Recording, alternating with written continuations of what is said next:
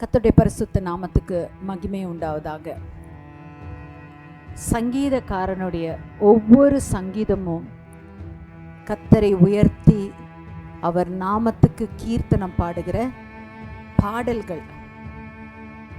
அவருடைய போராட்டத்தை மத்தியில் கூட அவர் பாடி தேவனை துதித்தார். யார்? தாவீது ராஜா. இன்னைக்கு நம்ம போற பாடுகளிலே அவ்விதமாக அது ஒரு நல்ல எக்ஸாம்பிள். நம்ம எடுத்து கர்த்தரை துதித்து அவரை ஆர்ப்பரித்து அவரை ஆராதித்து அவருக்கு மகிமை செலுத்துவோம். எடுக்கலாம். சங்கீதம் 15:1-5 வசனங்கள். அதுக்கு முன்னதாக முதல்ல நம்ம ஜெபிக்கலாம். தகப்பனே, இந்த வேலையை தந்ததுக்காக நன்றி அப்பா. உம்முடைய வேத வசனங்கள் ஒவ்வொன்றும் எங்களை பலப்படுத்துகிறதுக்காக நன்றி அப்பா. எங்களை பலப்படுத்துகிறதுக்காக நன்றி அப்பா. எங்களுக்கு சகாயம் பண்ணுறதுக்காக நன்றி அப்பா. என் தேவனாகிய கர்த்தர் எங்களோடு கூட இருந்து எங்களை வழிநடத்தும்படியா நாங்கள் ஜெபிக்கிறோம். பரிசுத்த ஆவியாகிய ஆண்டவரே, சகல சத்தியத்தில் எங்களை நடத்துவேன், எங்களை சீர்படுத்துவேன், எங்களை ஸ்திரப்படுத்துவேன், எங்களை நிலைநிறுத்துவேன் சொன்னீங்களே ஆண்டவரே. உம்முடைய வேத வசனத்தின்படி நாங்கள் ஜீவிக்க எங்களை நிலைநிறுத்துங்க அப்பா. உமக்கு ஸ்தோத்திரம் ஸ்தோத்திரம் ஸ்தோத்திரம். ஆசீர்வதிங்க. இயேசு கிறிஸ்துவின் நாமத்தினாலே வேண்டிக் கொள்கிறேன் நல்ல தகப்பனே, ஆமென். இந்த சங்கீதம் 15 ரொம்ப சேலஞ்சிங் சாம் 5 வசனங்கள் நம்மளை அப்படியே உலுக்குது. அந்த வசனங்கள் அதாவது நம்மக்கிட்ட என்னென்னலாம் நெகட்டிவ் இருக்குதோ அதெல்லாத்தையும் எடுத்து கர்த்தருக்கு முன்பதாக கர்த்தருடைய பிரியமான வழியில் நடக்கிறதுக்கு சொல்லி கொடுக்குற பாடம் இந்த வார்த்தைகள். வாசிக்கலாம், கேட்போம். கர்த்தாவே, யார் உம்முடைய கூடாரத்தில் தங்குவார்? முதலாவது நம்ம என்ன சொல்லணும் தெரியுமா? சங்கீதம் 15 தாவீதின் சங்கீதம். பாருங்க, அந்த ஓனர்ஷிப் எடுத்துக்கிறார் பாருங்க.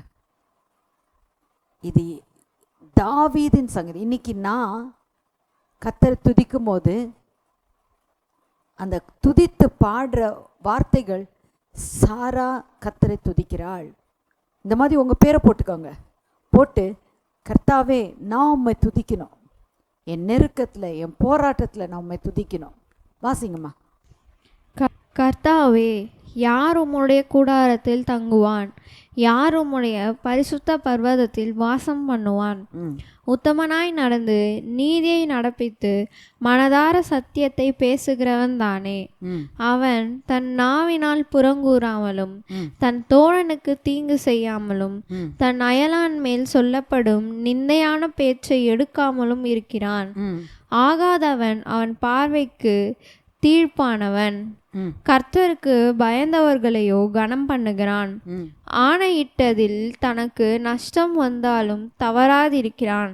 தன் பணத்தை வட்டிக்கு கொடாமலும் குற்றமில்லாதவனுக்கு விரோதமாய் பரிதானம் வாங்காமலும் இருக்கிறான்.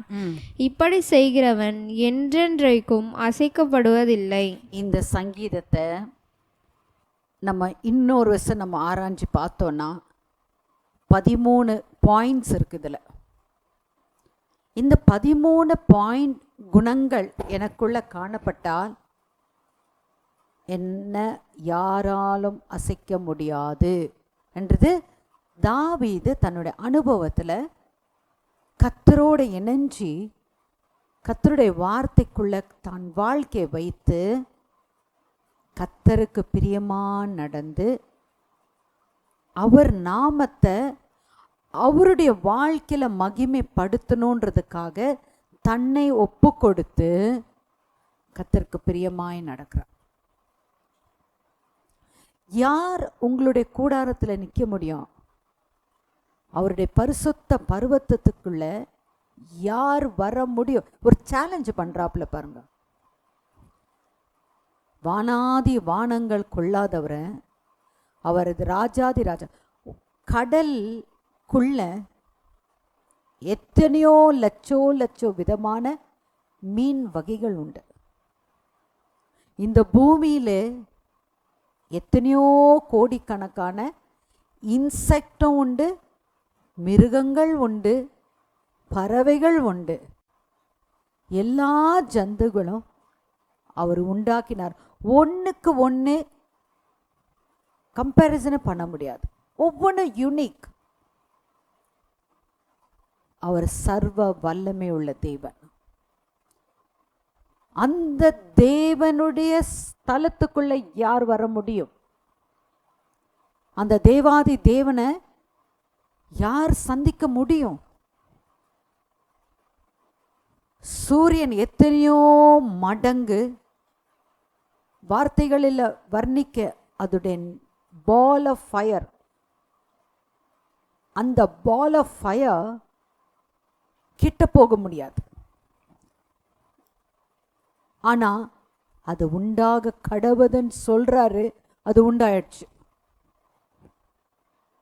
அந்த வல்லமை உள்ள தேவன் உடைய மகிமையின் பிரசனத்துக்குள்ள நான் வர முடியுமா?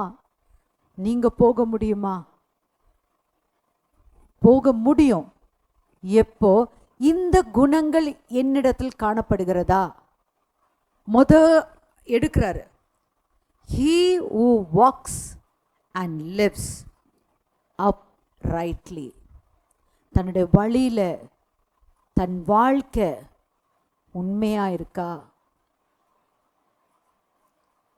நினைக்கலாம் நான் கரெக்டாக தானே இருக்கிறேன்ட்டு. கிடையாது.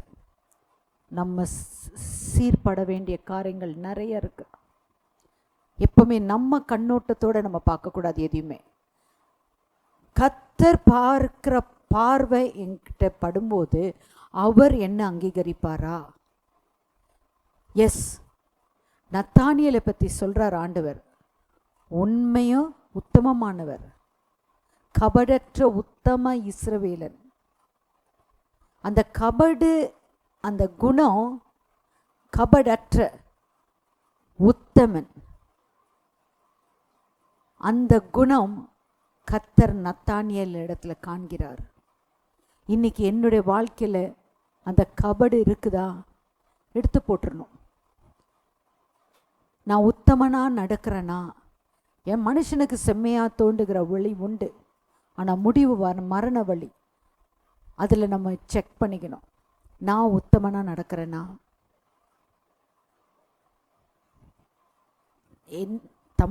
நம்ம எப்படின்னா, நம்மை நாமே நிதானித்து சோதித்து நம்மளை அறியணும். அந்த நிதானித்து சோதிக்கிற அந்த மனசுக்குள்ள நம்ம காணப்படணும். ஆண்டவரே என்னை பாருங்க, என் வழி கரெக்டாக இருக்கணும், உமக்கு பிரியமாக நான் நடக்கணும், உமக்கு பிரியமில்லாத எந்த காரியம் வாழ்க்கையில் வேண்டாம். நீங்கள் என்னை கண்டு நான் இறந்த பிறகு கர்த்தருடைய சன்னிதானத்தில் போய் நிற்கும்போது கர்த்தர் என்னை பார்த்து என்னை வரவழைக்கணும். வா, உனக்காக நான் ஆயத்தப்பட்ட உனக்குண்டான ஸ்தலத்துக்கு வந்து உட்காருன்னு சொல்லணும். அப்பால் எப்போன்னு சொல்லக்கூடாதுன்னு. எரிகிற அக்கினி தழல்குள்ள நான் போகக்கூடாது. கர்த்தர் சொல்லிக்க, முடிவு பரியந்தம் நான் உண்மையாக தேவனுக்கு முன்பாக இருக்கணும். அநேக துன்பங்கள் வரும், நீதிமானுக்கு அநேக துன்பங்கள் வரும். அநேகரால் பகைக்கப்படுவோம், நிந்திக்கப்படுவோம். அந்த நிந்தனை வரும்போது நம்ம இருதயம் அவங்கள பற்றி குறையா போகக்கூடாது. அவர்களுக்காக நம்ம ஜெபிக்கிறோம். ஆண்டவரே, அவங்க தெரியாமல் பேசுகிற கல்வாரி சிலுவையில் ஏசப்பா தானே சொல்கிறார், பிதாவே இவர்களுக்கு மன்னியும், தாங்கள் செய்கிறது என்னன்னு அறியாமல் செய்கிறாங்களே. அந்த மனசுக்குள்ள நான் காணப்படும்போது அவங்க நிந்தனையான வார்த்தைகள் எனக்குள்ள வராது. அப்போ நான் எப்படி இருப்பேன்னா, ஆண்டவரே மன்னிங்க, வேணாம், அவங்க உங்களை என்ன நிந்திக்கிறனால உங்களை ஹர்ட் பண்ணுறாங்க ஏசப்பா, அவங்கள மன்னிங்க ஆண்டவரே. இன்றைக்கு பிதாவினுடைய வலது பாரசத்தில் குமாரனாக இயேசு கிறிஸ்து நின்று எல்லா மனுஷனுக்காகவும் தன்னை பலியாக கொடுத்ததுனால, ஆண்டவரே பிதாவே இவர்களுக்காக இரக்கத்தை காண்பீங்கன்னு சொல்லி பரிந்து பேசி கொண்டிருக்கிறார். அந்த மனசுக்குள்ள இருக்கா எனக்கு உங்களுக்குன்னு சிந்திங்க.